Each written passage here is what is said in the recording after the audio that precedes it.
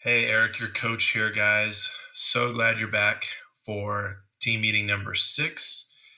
This is questions and discovery part 2. So, we're going to talk a lot about how we use questions as a foundation principle. Without them, we can't do what it is we want to accomplish with the patient. We know a few facts. That is, one, you control a conversation by asking. And two, people believe more of what they discover themselves than what you tell them directly. You have gum disease. No, I don't. People oppose that. So we're going to work on how to get through questions and create answers and solutions through that. So this is team meeting number 6. You should have your handout. You can fill that out as you go. Before we jump into it, I want to just remind you guys to do some follow-ups with yourselves. So how are you doing with asking for referrals, right? Are you using your disc? Who are your leaders for that? If you're using your disc, are you remembering how to identify what their disc is and then put it into your system, your computer somewhere, so you're documenting it? And the most important thing is, are you adapting to their style to make the patient comfortable? And now, do you have your new patient intake form both for phone call and chairside for the preclinical exam? Are you discovering the why? Make sure you guys are sharing some success stories with those skills with each other. And you're, of course, welcome to email me. I'd love to see them on Facebook, some success stories there as well. And so you can go to vickerydentalconsulting.com and then click on the link for Facebook or Instagram and go from there. Love to hear from you guys. All right, let's jump in. As you guys know, there's always a system. If we're going to be successful with this, we got to have a system. So I want to make sure that you're focused on how do you turn these verbal skills into your system. And that's creating some support for one another, as well as accountability. How are you doing with it? Just like your limiting terms. Do you have your poster board up documenting any limiting terms you hear? All right. We know that our success, look, we got to have our expertise to be this person. That's the foundation. And what we're working on today is that 85% people skills, just like Carnegie talked about. So here's an overview of what we're going to do today.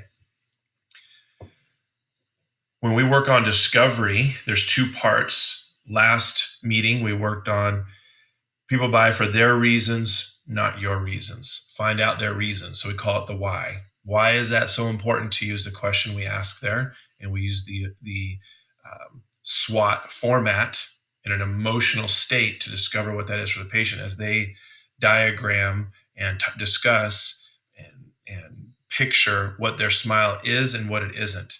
And you find out why. Why is that important to you? So that's part 1. Part 2, right, is people don't buy a solution they don't perceive to have. So think about that for a second. We could translate this to dentistry. People don't buy a crown, right, to a fractured tooth they don't perceive to have. No pain, no problem, no pay. No pain, no problem, no pay. This is why when you call them up on their, courtesy call, they say, "Oh, I was just getting ready to call you. You know what? That tooth's not even," what do they say, guys? "That tooth's not even what? Bothering me. So I'm going to go ahead and what? Reschedule that because I've become a doctor now. I can diagnose myself." No, what happened was they didn't get the diagnosis. They don't understand the diagnosis. So what we have to do is connect, and we're going to talk about a lot of different ways today to do discovery part 2, which is connect their brain to what the problem is. Okay? Everybody got that? All right.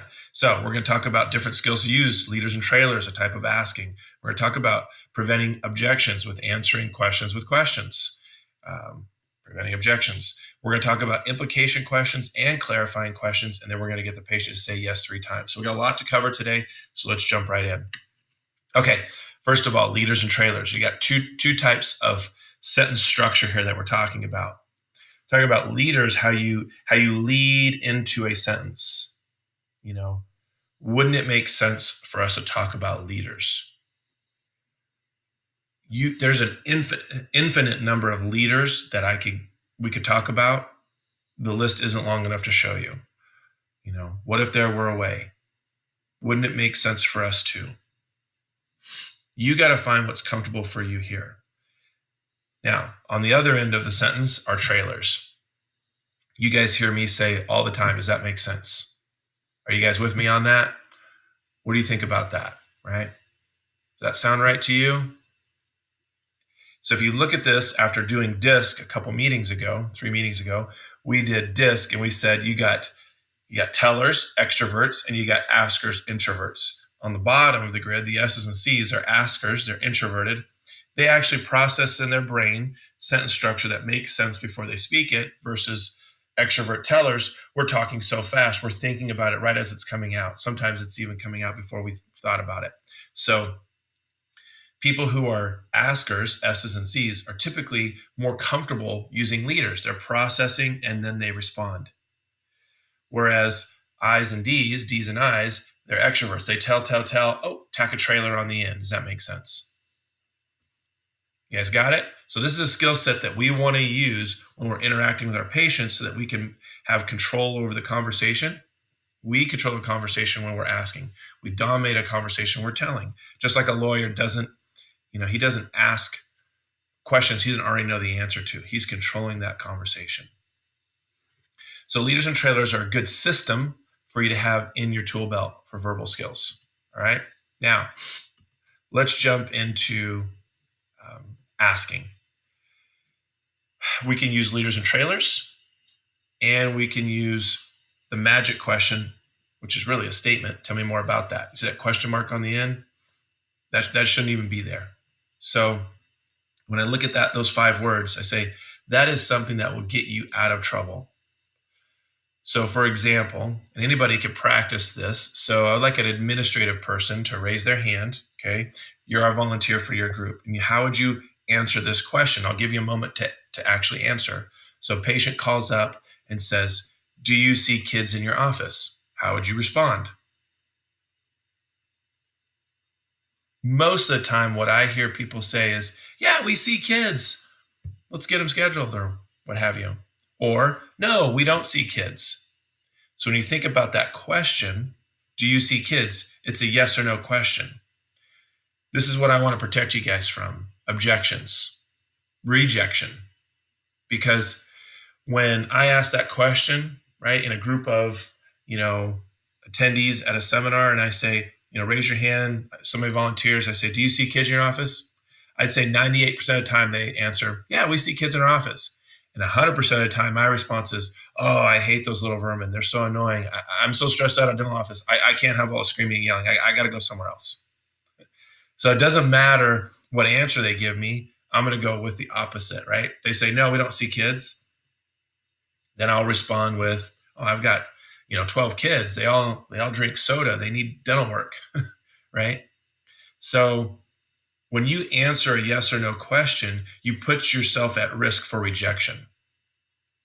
Think about that. So what we want to do is push the pause button, figure out, well, which direction are they going? Because typically they're asking that question because of one or two possible reasons, sometimes more. But if you think about this, you see kids. There's 2 possible reasons why they're asking why they would see kids. What's the obvious reason? That they what? They have kids. That's the obvious one. And typically the other reason why they would be asking this is the exact opposite. They don't have kids. They want to avoid them. They want to stay away from them. Does that make sense? Right? So yes or no questions become a challenge. Here's another one for an administrative person. I want you to answer me. How would you answer this? Okay. Do you bill insurance in your office?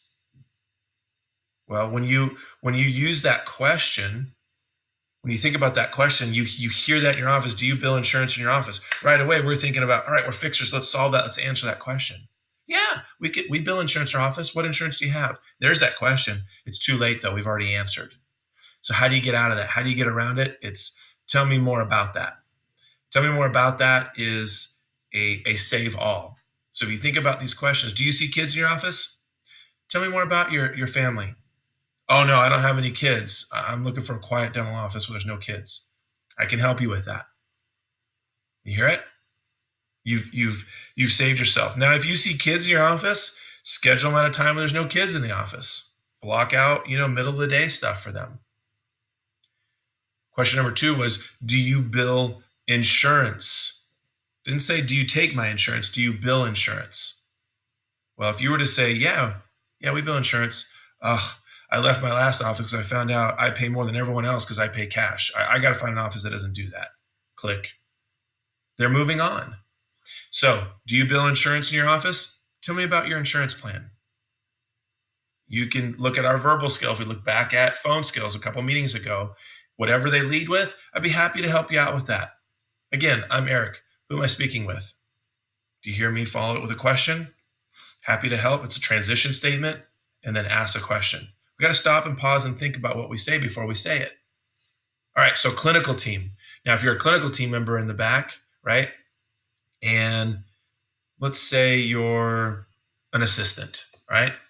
Here's your chance, assistants. You've had 2 examples. So, patient asks you, I want to hear your response. Do you use nitrous? How do you respond to that? Now, if you said yes or no, let's look back at this. But if you said, tell me more about ... good job. Get some points, right? 25 points for that. So when someone says, do you use nitrous? Tell me more about how you like to be comfortable in a dental chair. So that is air quotes, parentheses, underlined, to replace it with something.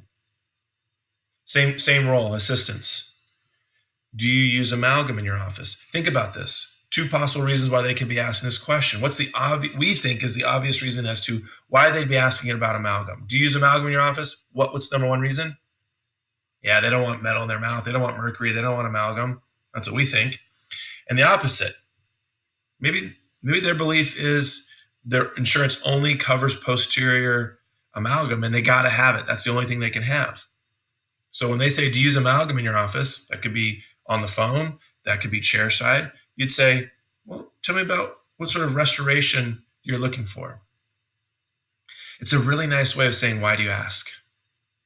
Sometimes you can ask that. On the nitrous, the 2 possible reasons are, well, obviously they want it, they're fearful and they want it, or they've had a bad experience with it, it's made them sick, they're pregnant, whatever it is, and they can't have it. And they're worried that we give it to everyone. So we got to make sure we answer this in a safe way.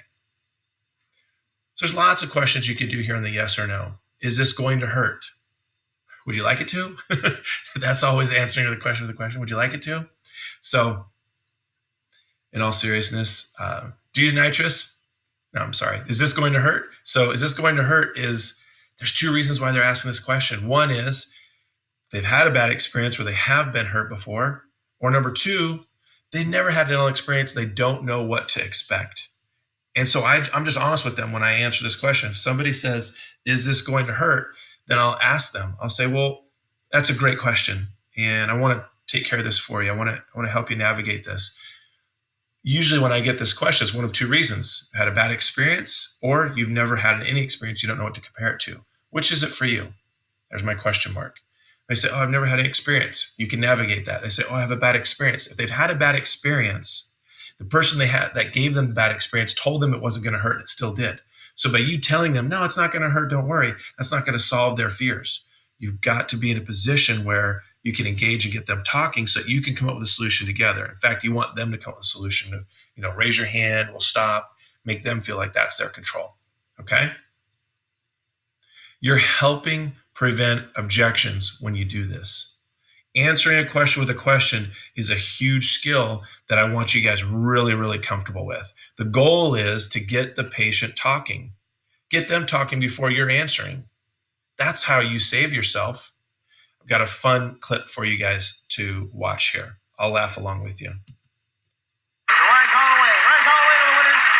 Let's go on with the game we're going to do for you called Questions Only. Wayne and I are going to start. Show. We can only ask each other questions. If one of us goes wrong, Chip's going to buzz us, and the other one will take a place, and we'll see who can stay out here the longest.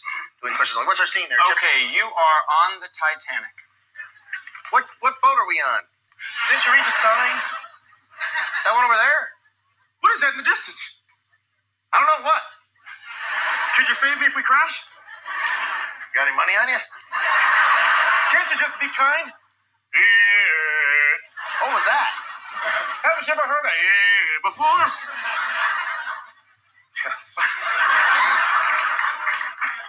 Are you the king of the world? Will you be my Can you swim? Can it help me? Do you have difficulty speaking? Don't you know English is not my first language? Should we follow the rats? Why not? Can't you see the water's up around your waist? Can't you see him enjoying it? Won't you swim with me? Are you the captain? Don't I look like the captain? Is that scotch on your breath? Would you be disappointed in me if I said yes? Can't you tell that I'm in love with you? Isn't it obvious that I feel the same way? Did you know Kid Rock's one guy? All right. So now listen, I'm not asking you guys to never answer the question. I'm asking you to ask one question, maybe two, but answer a question with one question. And then the patient's been talking. Now you know what direction to go. There's a fork in the road. We don't know what direction to go. We're not from this town. We stop and actually ask directions.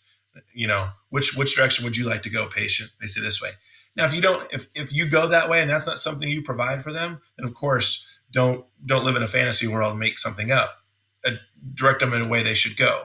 You know, maybe it's an insurance you don't take or whatever it is. Okay, so the goal is get the patient talking, prevent objections, prevent rejection, and make sure that we're on the same page. All right, that's just some skills on answering questions. I want to get back into discovery part 2, which is making sure that the patient understands what the problem is. We call it the condition, so that they're more likely to ask and seek and want a solution. Remember, push purchase versus pull purchase, right? Do you need a crown or do you want to save a tooth? And we want to live in the want world. So we're going to talk about implication questions. We're going to talk about clarifying questions. I want to create an engagement and get them to buy in to something that's even beyond the condition, the consequence. So let's talk about that. So here's some examples of some implication questions during your clinical exam. You're using overhear psychology, which we're going to review soon at our next meeting. And you ask questions during that process. Now, this implication question, I got it from a book originally called Spin Selling, S-P-I-N. The I in it stood for implication question, and the N stood for need payoff question. But again, questions, right? So implication question, you imply something when you ask it. The most universal implication question is, are you going to eat that? You've heard it many times. Now, when I ask that question, I'm asking it of my wife, and I'm saying, are you going to eat that? Now, why am I asking that? What am I really saying? It looks good. I like to have some, right? Now, notice the tone of my voice. That makes a big difference. 38% of all communication is tone of voice, facial expression. Now, when she asked me that question, she asked the same question, but she changes the tone of voice. She says, look at facial expression. Are you going to eat that? Same words, different meaning. What is she implying? That maybe I shouldn't be eating so much, right? And so we can send a message to our patients through the questions we ask during the exam. For example, you guys do oral cancer screening? Simply ask. We're going to do oral cancer screening. You go through sticking your tongue out, neck, everything. Has anyone ever done this for you before, an oral cancer screening? Notice my facial expression, the tone of my voice, right? What are we implying? That we're above everyone else in the quality of service we provide. If they haven't had it before, then we're above that quality level. If they have had it before, then good. We're maintaining that level of quality care. Okay? Just a simple example. All right. When you get into the clinical exam and you're looking at their health of their gums, instead of telling somebody they have gum disease, we can ask them and tell them. This is an implication question. How long have you had this infection? What infection? Right? How often do you have bleeding gums when you brush your teeth? Pink in the sink. Oh, I always have that. Isn't that normal? And then you go into it some more. Have you noticed your teeth starting to become loose or mobile yet? That's a key word, yet. Have you noticed your teeth starting to become loose or mobile? No, I'm healthy. But you put that word yet, now you start to imply the consequence of that condition. So there's only two possible consequences to the conditions we run into in dentistry. So gum disease, that's what we're talking about. That's a condition that we're concerned about. We use the word concerned. Gum disease. What's the consequence of gum disease? If they don't do anything about that, what does it turn into? Gums are melting away, bone loss. What does it eventually lead to, guys? Tooth loss. So tooth loss is the first consequence we deal with. And then you have, a cavity, right? If they don't do anything about the cavity, what's the consequence of that? Not a root canal, that's treatment. Turns into a toothache. Turns into a toothache that requires the root canal. So toothache or tooth loss. Those are the two consequences that we're implying here. So in the perio, we're going to go with tooth loss. So have you noticed your teeth starting to become loose or mobile yet? No, they're good. Patient in their mind says, no, I'm healthy. I don't have any problems. I'm healthy. Now you have to follow that. You have to keep going. Say, wow, I'm so glad that we've diagnosed this when we have it. We've caught it when we did. Now you have a chance of stopping that and saving that from happening. Do you know anyone who lost their teeth? Probably lost it from gum disease. The good news is you're at the very early stage at a place where we could stop it. We'll get into the 3 S's where you ask if they're in it. You could do, evaluating the health of their bite. Have you noticed teeth hitting at different places in their mouth? That sort of thing. That will work. Also, obviously, we talk about cavities. Has this tooth started to hurt you yet? Has the fracture in this tooth started to hurt you yet? This tooth that's cracked here, has it started to hurt you yet? The key word is yet. And when they go, no, it's not bothering me. Remember, they're thinking I'm healthy. When they say no to that, their brain is telling them, no, you're healthy. You don't have any pain. No pain, no problem, no pay. So make sure that you are following that question with more information. Has this tooth started to hurt you yet? No. Wow, I'm so glad that we're seeing you when we did. We're catching this in time before it turns into a major toothache. Have you ever had a toothache before? No. Do you know anyone who's ever had a root canal before? I've heard of it. Now you have some traction in them understanding what's going on. Obviously, you have intraoral cameras. Overview psychology is happening when you have that. Put this tooth up on the screen. Show them a healthy tooth next to it on the other side of the mouth, wherever it is, something similar. Go, look, this is a tooth that is healthy, right? This is a tooth that is unhealthy. This is your tooth. This is your tooth on crack. Show them the fracture, right? If you're old enough to get that joke, then all right.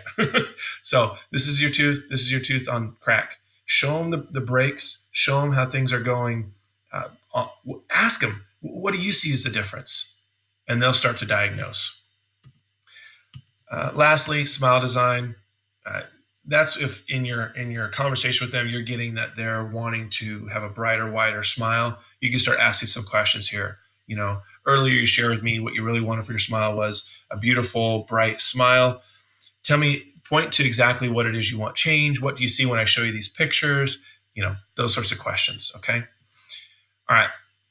Now, you've got them to start buying into problems. And I said there were 2 things, implication question and clarifying question. So I've shown you implication questions. Now, clarifying questions. Clarifying questions are exactly what they sound like. Let's say you're using over here psychology and the team member that's sending the message of over here psychology over the patient to you, you're receiving the message documented, is full of limiting terms. Absolutely full of limiting terms. And let's say it's the doctor. Doctor calls out number 2, MODL amalgam with defective margins, crown. Well, that's a problem because they didn't understand any of that. They only understood one word. What they understand? Crown. And when they hear the word crown, what do they think of right away? Money. So as the receiver, it's my duty, my obligation to call back a clarifying question to the doctor. Say, so what you're saying, doctor, is that tooth has a large old metal filling in it and it's now separated from the tooth. Is there decay underneath that now? Question mark. Now, doctor's going to say, why would my team member send me back a message saying exactly what I said to them? 2 things are happening. 1, the doctor will now have been coached to no longer use limiting terms on the next tooth. And number two, the patient got to hear it in a clear way. So clarifying questions in a clear way. All right. Now, moving on, more questions. Questions are the answer. Look, in this section, our goal is to make sure that we know the patient is committed. We know that they want to schedule. You know, absolutely know without a shadow of doubt. So I say, I want to hear them say it 3 times. I want to know that they want in. And it's not, I'm committed, I'm committed, I'm committed. It's a lead into that. So let me ask you guys this. What percentage of time in dentistry do patients not get asked if they like to schedule? Think about that number. What do you guys think? Throw out some numbers. You guys in the room, what number do you think it is? 50%. Keep going. 60%. Keep going. 70, too high. 64%. So nearly 2/3 of the time, patients are not asked if they want to schedule. Think about it. We say things, we just answer questions on the phone, how much something is. We just go through answers. No, okay. All right. Have a good day. Bye. Or chair side. Do you have any questions for me? No. All right. Go up front. See Rebecca, the receptionist. She'll get you scheduled. All right. They're all set. Tap on the desk. We'll see you next time. They need a crown. We'll see you next time. There's never any transition of questions. So I'm going to make sure that we're using 3 questions to get the patient on board to make sure we're not in that 64%. Okay? Get those 3 yeses. Questions lead to answer. This is the meat of today, guys. This is the really important part. Okay? So the patient's been hearing that problem through discovery part 2, which is people don't buy a solution to a problem they don't perceive to have. So we've been focusing on the problem focused. They've been hearing the conditions, overear psychology.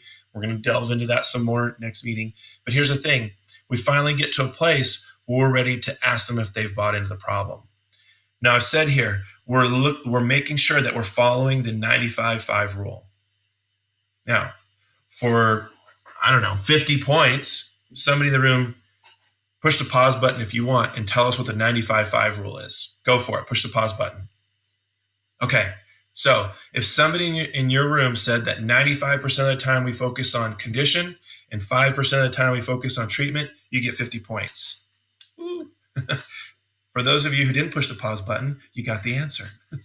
Now, when you look at that 95/5, what's the most important part of that 95/5 rule? When you look at that, what's the most important symbol there? I say symbol, not number, because it's the slash. That line right there is a barrier saying, hey, you're not allowed to talk about the 5%, the treatment, until you get permission from the patient to talk about it, to move that line out of the way. It's a door, it's a gateway. And you have to get the patient to say, yes, let's talk about it. And that's a part of getting 3 yeses. So once you've talked about the condition, that decay, and how it leads to a toothache, then we ask the patient, how concerned are you with that? Be really simple. How concerned are you with that? Just that one thing. They say, yeah, I'm really concerned about it. 1 yes. Yeah, I'm really concerned about it. If they have buy-in to the problem, we can then proceed. But if they say no to that question, you can't go beyond that point. Do not even try. Do not even try. So for example, if I say, how concerned are you with the fractured tooth there? Yeah, it's not really bothering me. Well, let's go ahead and talk about a crown on that tooth. That wouldn't make any sense. That would not make any sense. So what we've got to do is, if we're focused on doing this the right way, we've led into this, we've got them buying into the problem. We haven't talked about treatment at all this whole time, 95% of the time, right? We haven't talked about treatment. We've just been focused on the problem. We bring it back up again and say, how concerned are you with that cavity on the lower right side? It has that active decay in it. They say, yeah, I'm concerned about it. It's 1 yes. Question number 2 is really simple. Would it make sense then for us to talk about a plan, how we can stop that from turning into a toothache? Yes. Now notice I eliminated a limiting term. I didn't say, would it make sense for us to talk about a treatment plan? Guys, when patients hear treatment plan, what do they think of right away? Sounds expensive. Hey, would it make sense for us to come up with a plan together on how we can stop this tooth from turning into a toothache? Yeah, sounds good. I just moved the line between 95 and 5 out of the way, and now I can go in and talk about treatment. Once I'm in the 5%, I'm talking about how we would remove the decay, We'd remove the old metal filling. We'd take care of everything, get it healthy, put a restoration that's bonded in there. It's actually glued in solid. It's blended with the tooth instead of just a puzzle piece that's snapped into place. It's going to last a lot longer. It's going to look just like your tooth. Does this sound like a plan you'd like to move forward with? How do you feel about moving forward with this plan? Would it make sense for us to get started on this right away? I've given you a few options here. But if they say yes, that's my third yes. And now when I do transfer of care to the next person, I go to the next person, I say, they want to get this scheduled instead of they need. Need is a 4-letter word. Nobody likes to be told what they need to do. Without these 3 yeses, you're walking up to the front relying on hope. I hope they say yes to this when they give them the money. Now, I gave you 2 examples on the or here. How would you feel, or does it make sense? Think about that. Why would I use 2 different questions here? Because I don't want to completely script you, right? We got to use DISC. We got to use the platinum rule. And right brain, left brain, right? You got the I's and the S's in the right brain. You got the D's and the C's on the left brain side. D's and C's make sense. I's and S's have feel, right brain. So if I'm dealing with an I or an S, I say, how do you feel about moving forward with this plan? How does this plan feel to you? Does it sound good? With a D or C, I'm more logical, and I say, wow, seems like we're on the same page with this plan. Does this make sense for us to move forward with this? Hear how you can flip-flop your leaders and trailers? You got to be comfortable with this. All right, so you're going to push the pause button. You're going to practice this right here. Here's a scenario. Your patient has 4 cavities, active decay. You've been talking about it, over your psychology, exam, intro photos, that's all been done. And you're going to pick up right here. How concerned are you with those 4 teeth that have cavities in them, active decay? That's where you're going to pick up. That's literally how you're going to lead in. Now, patients, when you're role playing, you're going to be concerned. You're going to say, yeah, I'm really concerned. Yes, number 1. Then you're going to say, would it make sense for us to talk about a plan? Yes. You move the line out of the way. You're now out of the 95%. You can talk about your 5% that you love to talk about: treatment, crowns, bridges, implants, whatever it is, scaling, root planning. And then you talk about that and you say, move forward, question mark, however you want to use that question. Okay, so we'll leave this on the screen. Push the pause button. Everybody's going to role play as the patient and dental team member, and then flip flop, and everybody gets a chance to play. Should take you 3 minutes tops. Go for it. Come right back. Push the pause button. All right, how'd you do? Talk about it. Coach each other. If you didn't get 3 yeses, you got to keep working on it. Make sense? All right, awesome. So here's what we covered. Leaders and trailers, that's a system that we want to use to asking questions. We talked about how important it is to answer questions with a question, make sure we're going the right direction, and also preventing objections and rejection. We talked about implication questions and clarifying questions. And then we did discovery, part 2, making sure that the patient has buy-in to the problem and saying yes 3 times. That's the huge part of this.